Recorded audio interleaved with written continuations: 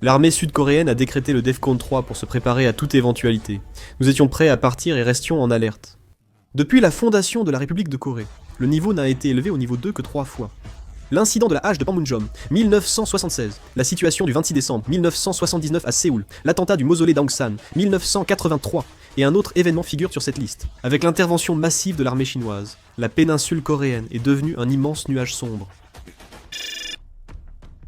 Sur la ville sous les nuages noirs, flotte une forte odeur de poussière et de fumée. La compagnie Sambong de la 190e brigade du 79e groupe d'armée est arrivée. Le commandant Zhou Jining examine la carte tout en surveillant les environs. Son visage exprime plus de sérénité que de tension, car la résistance de l'armée nord-coréenne a été plus faible que prévu. À ses côtés hauts, l'officier administratif Pipe tient un talkie-walkie et assure sa protection. Il se dirige vers Pyongyang, où il devrait arriver en 3 heures. Zhou Jining entend cela et sourit légèrement. Il ne s'attendait pas à progresser si vite. Bientôt, il vise Pyongyang. C'était le point central de cette opération, et aussi la clé qui pouvait changer le cours de cette guerre. Les rapports concernant les troupes de soutien ont également suivi. La 200e brigade renforcée de l'armée de groupe arrive bientôt, avec des unités blindées. Zhou Jining a une expression intéressante. Il imagine déjà dans sa tête comment l'entrée des chars va transformer la bataille. Mais peu après, un doute apparaît sur son visage. Il ne savait pas pourquoi la 78e armée de groupe relevait de leur juridiction. Il n'a pas eu le temps d'y penser, une explosion soudaine retentit. Un missile anti-char frappe la compagnie de tête. L'explosion retentit, une colonne de feu s'élève, le cri de Baïf perce le champ de bataille. Nous sommes aussitôt passés en posture de combat, mais un autre missile a détruit un véhicule blindé. Le 8e corps nord-coréen tirait sans cesse des missiles anti-chars, mais ce type d'attaque montrait déjà ses limites. Les missiles étaient presque épuisés. Certains voulaient en battre en retraite, mais reculer signifiait la défaite. Au milieu de la fumée et des flammes, les cris des hommes se mêlent au bruit du métal déchiré, transformant le champ de bataille en un véritable chaos. Le capitaine Zhou Jining criait avec détermination alors que les lignes s'effondraient, mais la situation tournait déjà au désavantage. Pour stopper l'avancée chinoise, les soldats nord-coréens se sont battus avec acharnement, faisant de Pyongsong le lieu du combat le plus intense vers Pyongyang. Par une nuit de pluie frappant les fenêtres, le bureau présidentiel de la Maison Bleue était sombre. Soudain, le téléphone sonna.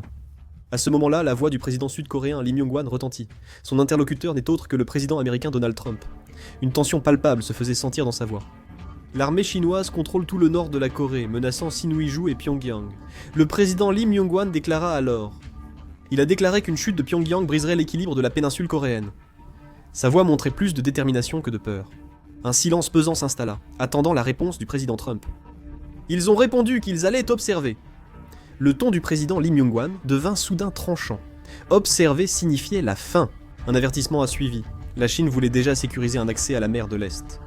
Il a fortement souligné qu'il ne s'agissait pas simplement d'un problème nord-coréen, mais d'une crise de sécurité pour toute l'Asie de l'Est. Mais le président Trump était resté silencieux. Le président Lee Myung-hwan a exprimé sa colère, protestant et demandant jusqu'à quand il resterait des spectateurs. Il a ajouté que la Corée du Sud avait désormais terminé tous ses préparatifs et a déclaré que si les États-Unis ne bougeaient pas, elle agirait d'elle-même. Ces propos constituaient un avertissement annonçant une action indépendante, dépassant ainsi le cadre de l'alliance. La voix du président trompeux restait inaudible, tandis qu'un climat de refus dominait. Le président Lee Myung-hwan prit alors la parole, plus solennel que jamais. Il a affirmé d'une voix tranchante que ce problème dépassait la péninsule coréenne et menaçait aussi Taïwan, les Philippines, le Japon et l'Amérique, au-delà du Pacifique. Mais un court silence s'est de nouveau installé. Et finalement, le président Lee Myung-hwan a pris sa décision. Il a fait une déclaration choc en affirmant que même si l'armée sud-coréenne devait agir seule, elle le ferait. Il a déclaré qu'il mettrait tout en jeu pour protéger la souveraineté du peuple. Quelle qu'en soit la conséquence, une amère conviction transparaissait dans sa voix. Le président Lee Myung-hwan soupira longuement avant de reposer le téléphone. Sous le ciel noir, une pluie torrentielle s'abattait violemment, et les gouttes de pluie frappèrent contre la fenêtre.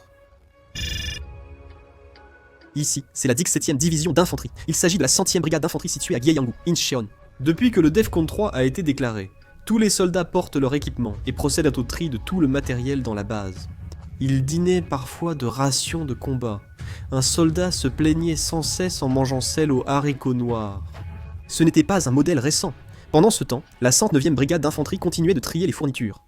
Les boîtes de chargement sont rouges, mais beaucoup de nouvelles recrues étaient perdues à cause d'un manque d'entraînement adéquat. Il arrivait aussi souvent qu'ils perdaient leur porte-chargeur en le laissant sur leur casier au lieu de l'attacher correctement. Malgré tout, Le tri du matériel avançait peu à peu. Alors que le tri du matériel se déroulait activement à l'intérieur de la base, une scène étrange a été observée à Reido, où se trouvait la 100e brigade d'infanterie. Plus de 50 avions repérés au-dessus de la mer Jaune. Habituellement, les avions civils de Chine vers la Corée passent par le sud du Shandong vers Incheon, mais ceux-ci allaient du nord du Shandong vers la Corée du Nord. Peu importe comment on regardait, c'était vraiment étrange. L'information a été transmise à l'état-major interarmé, qui a eu une intuition en voyant l'avion. Ils ont dit que cet endroit pouvait déclencher une grande guerre. Puis, l'état-major interarmé a reçu une nouvelle choquante. On disait que l'armée chinoise avait massivement parachuté des troupes à Pyongyang. La chute de Pyongyang était proche. Ils avaient y parcouru des dizaines de kilomètres en un jour. En réalité, il n'y avait pratiquement aucune résistance de la part de l'armée nord-coréenne. En Corée du Sud, malgré une opinion nationale divisée, de vifs débats portaient sur la date d'avancée vers le nord. Dans cette situation, une véritable bataille a enfin éclaté en Corée du Nord. L'endroit était Pyongsong, situé à environ 30 km à vol d'oiseau de Pyongyang. Mais, pressée d'occuper Pyongyang, l'armée chinoise a eu des difficultés à cause de sa méconnaissance des routes nord-coréennes. Les dirigeants nord-coréens ont admis lors d'un sommet que les routes étaient inconfortables, révélant la mauvaise qualité des routes en Corée du Nord. C'est pourquoi, à chaque sommet, la priorité des projets de coopération économique intercoréenne concerne les routes et les chemins de fer. Le réseau de transport nord-coréen est tellement sous-développé qu'on peut pratiquement dire qu'il n'existe pas. En 2019, la Corée du Nord comptait 26 196 km de routes, soit un quart de la Corée du Sud. De plus, moins de 20% des routes principales sont goudronnées. Dans ces infrastructures sous-développées, parcourir 150 km en une journée a fortement sollicité les équipements. Les troupes de la 191e brigade composite étaient motorisées, et sont venues en véhicule, malgré de nombreux problèmes de maintenance. Ici, le commandement de la garde de Pyongyang a attaqué d'abord les troupes chinoises. Cette unité est une force d'élite du commandement de la garde. Le général Kwak Chang-sik a ordonné l'attaque contre les troupes chinoises. La brigade Han du commandement de la garde de Pyongyang comptait environ 5000 hommes, soit bien plus qu'une brigade nord-coréenne habituelle, 1500 hommes. Elle a d'abord attaqué la 191e brigade combinée chinoise. Ils étaient en embuscade près de la route, ont repéré le véhicule de tête, puis ont attaqué les véhicules du milieu du convoi. Leur puissance de combat dépassait largement celle de la 112e brigade d'infanterie légère du 8e corps nord-coréen, à la frontière. Ils ont lancé une attaque surprise pour désorienter l'ennemi et frapper des deux côtés. La 191e brigade chinoise, ayant sacrifié sa puissance de feu pour la mobilité, a dû battre en retraite dès la première attaque. L'attaque surprise de l'armée nord-coréenne a détruit 6 véhicules chinois et tué 32 soldats. L'armée nord-coréenne s'est bien battue, mais n'a pas écrasé l'armée chinoise. L'armée nord-coréenne rencontrait de nombreux problèmes et subissait plus de pertes malgré l'attaque surprise. Lorsque vous manipulez des armes anti-chars, il ne suffit pas de se cacher et de tendre une embuscade. Il faut aussi bien comprendre de quelle direction vient l'ennemi et s'il s'agit d'une formation combinée d'infanterie et de blindés.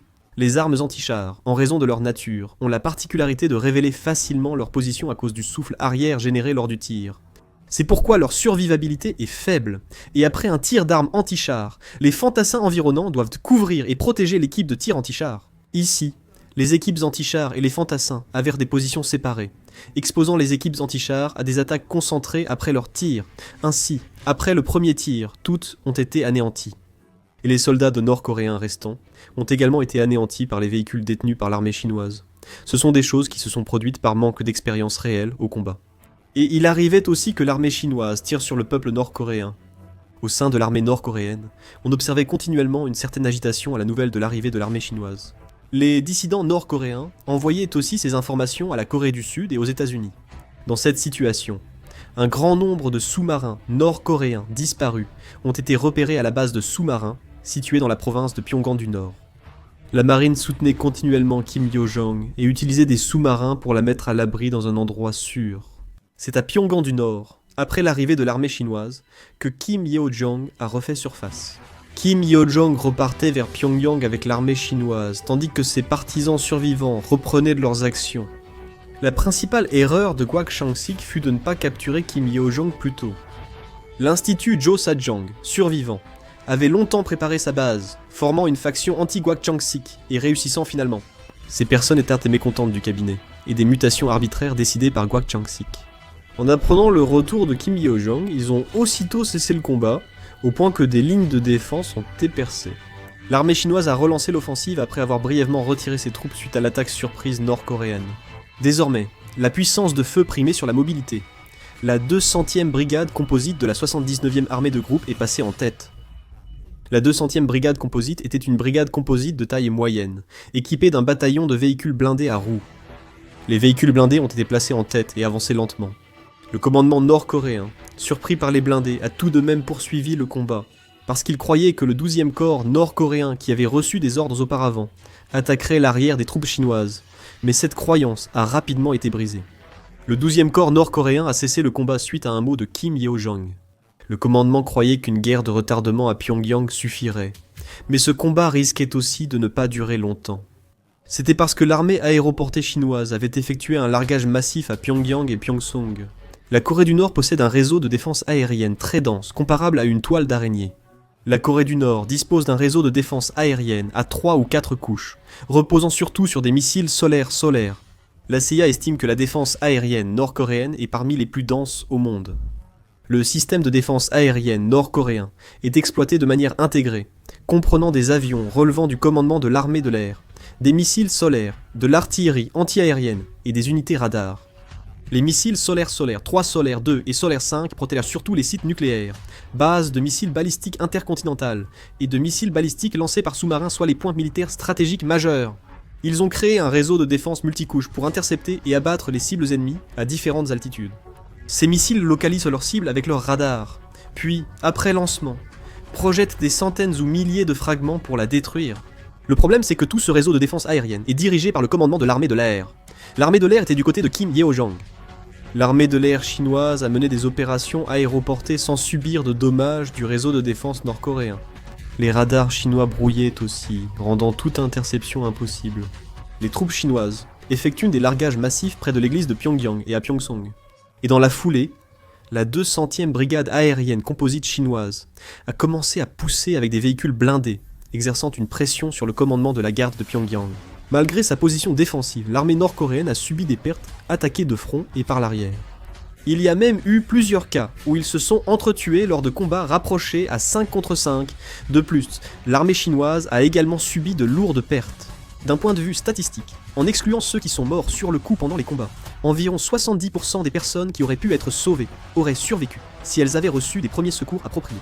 Ce sont des statistiques de la guerre d'Irak menée par les États-Unis. La Chine a envoyé cesser 3 au combat sans formation adéquate. Ils se sont contentés de lui enseigner seulement comment utiliser un bandage compressif et un pansement thermique avant de l'envoyer. Ils ne lui ont même pas appris les gestes de premier secours essentiels, comme le pansement occlusif ou la canule nasopharyngée. Sur le champ de bataille, chaque soldat doit être infirmier. De nombreuses vies auraient pu être sauvées, avec des premiers secours adaptés. À la bataille de Pyongyang, on compte 673 blessés graves. Parmi eux, plus de 90%, soit 606 personnes, sont décédées pendant l'évacuation faute de soins. Ils auraient pu être sauvés. De nombreux civils ont aussi été victimes durant ce processus. La protection des civils devait être prioritaire, mais ni la Corée du Nord ni la Chine ne s'en préoccupaient ni vraiment. L'armée chinoise a repoussé les Nord-Coréens près de Pyongsong et avancé jusqu'au nord de Pyongyang, puis est entré dans la ville. Le commandement de la garde a alors pris la résolution de se battre, même si cela signifiait que Pyongyang serait réduite en cendres. Cependant, le commandement de la garde a commis une erreur de jugement. Actuellement, la Chine menait d'importantes opérations de brouillage et des cyberattaques, ce qui empêchait le réseau de communication nord-coréen de fonctionner.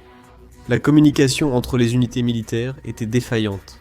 Dans cette situation, le commandement de la garde, ayant constaté que seules 2 divisions de l'armée chinoise étaient arrivées sur la côte, a ordonné au 12e corps nord-coréen d'attaquer l'arrière-garde de l'armée chinoise.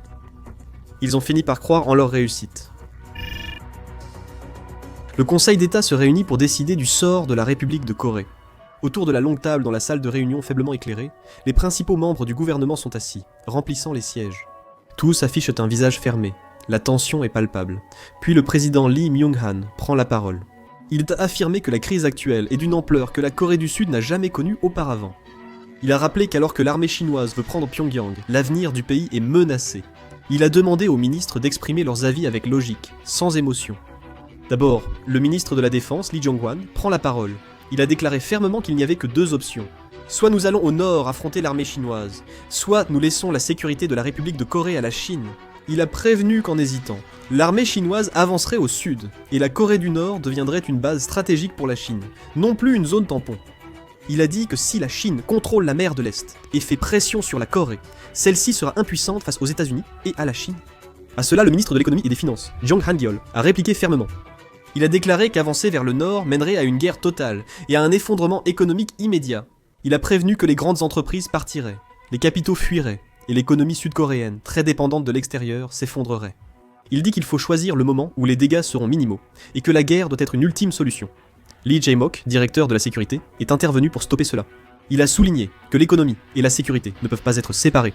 La raison même pour laquelle l'économie se maintient, c'est grâce à la confiance dans la sécurité nationale. Il a également souligné que l'opinion publique en faveur de la guerre augmente déjà parmi la population, et que si une décision n'est pas prise maintenant, la confiance envers le gouvernement s'effondrera. La salle se remplissait de débats animés, mais il a encore calmé tout le monde et insisté. Il ne faut pas oublier que commencer une guerre sans l'intervention des États-Unis équivaut à un acte suicidaire. Et enfin, le président Lee Myung-han, qui observait la situation, a de nouveau pris la parole. Après avoir écouté toutes les opinions, il a tiré une conclusion ferme. Il a dit que nous ne pouvions pas perdre de temps, car si la Chine contrôlait toute la Corée du Nord, l'avenir de la Corée du Sud disparaîtrait, et la guerre coûterait très cher. Le président Lee Myung-han a ordonné d'intensifier la pression diplomatique avec les États-Unis, et de se préparer à une action militaire immédiate. Le ministère de la Défense a activé le plan d'opération pour avancer vers le nord, a déployé les forces spéciales et a ordonné de les maintenir en état d'alerte. Le ministère de la Planification et des Finances a exigé un budget de guerre et la préparation à informer la population sur l'état d'urgence. C'était simple et clair. Le président Lee Myung-han a dit que si le peuple le veut, il faut agir, sinon on risque tout perdre. Il a ajouté que l'histoire jugera notre choix.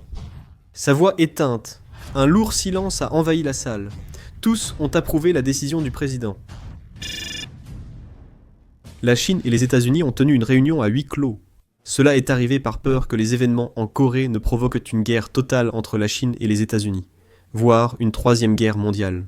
Les États-Unis ont exigé que la Chine retire ses troupes de Corée du Nord, mais la Chine a rétorqué qu'elle agissait conformément au traité d'alliance sino-coréen. Quand les États-Unis ont menacé d'utiliser la force, la Chine a commencé à reculer. Leurs négociations sont restées très discrètes. Personne ne s'en est rendu compte. Et finalement, une conclusion a été trouvée. Cette conclusion montrait que la politique internationale est dictée par la force et les intérêts des grandes puissances. Les États-Unis, pour éviter une troisième guerre mondiale, auraient accepté certaines demandes de la Chine. En coulisses à Pékin, la Chine et les États-Unis ont négocié en souriant. Cependant, seuls les intérêts des grandes puissances comptaient, la péninsule coréenne étant ignorée. Au service national de renseignement, nous continuons à recueillir et à analyser des informations sur la situation en Corée du Nord. C'était la seule chose que le service national de renseignement pouvait faire à ce moment-là. La Corée du Sud était confrontée à une situation très difficile.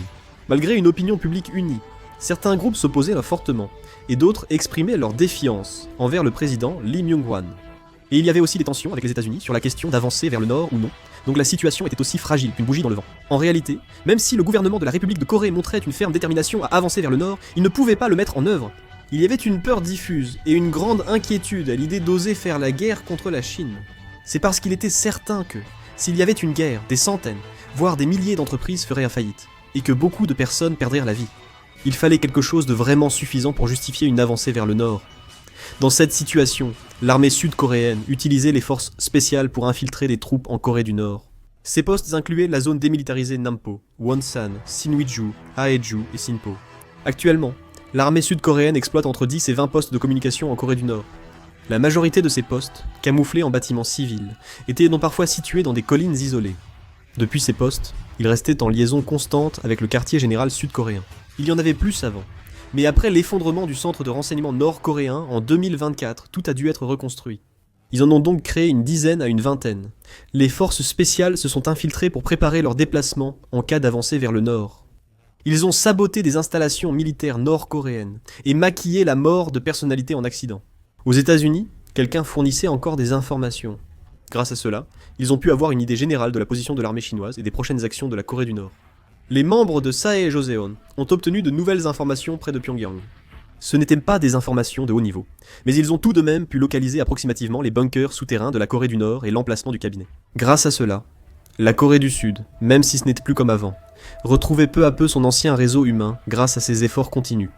L'armée sud-coréenne a également répondu à cela en mobilisant tous ses moyens, comme les avions de reconnaissance et les satellites militaires, pour recueillir des informations sur la Corée du Nord, comme si elle traquait une proie.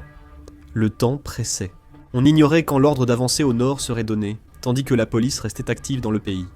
En filmant le Heoninong, monument numéro 194, avec un drone, il a aussi capté le bâtiment du service national de renseignement voisin, prétendant une erreur. C'était un espion chinois. Il filmait en secret des installations importantes comme le service national de renseignement, avec un drone, et transmettait ces informations à la Chine. Des incidents similaires se produisaient partout dans le pays. Des transmissions d'informations sur les bases militaires, effectifs, centrales nucléaires et autres sites importants avaient lieu partout. La police menait des opérations de contre-espionnage interne et arrêtait les espions un à un. Par ailleurs, les menaces nucléaires du commandement de la garde contre la Chine ne fonctionnaient plus. L'armée chinoise a fixé 3 objectifs en intervenant dans la crise en Corée du Nord. Le premier objectif est la protection des biens et de la vie des citoyens chinois en Corée du Nord. C'est cet objectif qui a joué un rôle décisif dans la décision de la Chine d'intervenir dans la crise nord-coréenne. Sauver les Chinois et entrepreneurs détenus en Corée du Nord, puis dissoudre le cabinet nord-coréen sous la direction du général Kwak Chang-sik. La Chine considère actuellement le cabinet formé par le général Kwak Chang-sik comme illégal et entaché d'irrégularités procédurales, et elle vise à établir un cabinet légitime, conformément aux procédures légales. En réalité, ce soi-disant objectif n'était qu'un prétexte pour placer des personnalités pro-chinoises à des postes clés en Corée du Nord, selon les intérêts de la Chine. Le troisième objectif était de neutraliser toutes les installations nucléaires nord-coréennes. Il existe actuellement 28 sites nucléaires et 21 installations d'armes biologiques en Corée du Nord. La majorité était au nord de Pyongyang. La 78e armée de groupe avance vers Hamgyong. 3 brigades et la 79e armée visent aussi le nord de Pyongyang pour sécuriser les installations nucléaires. 2 brigades et les forces aéroportées ciblent Pyongyang, toujours pour ce même objectif, sans engager plus de troupes. Dans le cas de la 79e armée de groupe qui visait Pyongyang, elle a commencé à prendre le contrôle de toutes les 13 zones d'installations nucléaires situées dans la province de Pyongan du Nord et au nord de Pyongyang, dans la province de Pyongan du Sud. Cela incluait le réacteur et celui à eau légère de Taichung, les mines, entrepôts et l'usine d'enrichissement d'uranium du mont Chonma. La 78e armée de groupe a avancé dans le Hamgyong. Ils ont pris le contrôle des mines et entrepôts d'uranium à Musan et Rajin, et visaient aussi le site d'essai nucléaire de Punggye-ri, centre du développement nucléaire nord-coréen. La raison pour laquelle la Chine a voulu prendre le contrôle des installations nucléaires nord-coréennes était d'empêcher toute action imprévisible de la part de la Corée du Nord avec ses armes nucléaires, et aussi d'obtenir le soutien de la communauté internationale. Certains qualifiaient cela de guerre d'invasion illégale, et c'était effectivement le cas. La 78e armée de groupe a pris le contrôle du site d'essai nucléaire de Punggye-ri presque sans combat, puis elle s'est dirigée directement vers Hamgyong en passant par Kimchek. C'était l'histoire. Merci d'avoir regardé.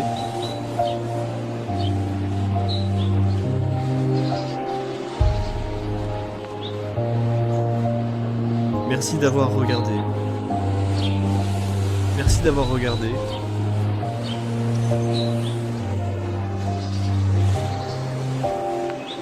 Merci d'avoir regardé.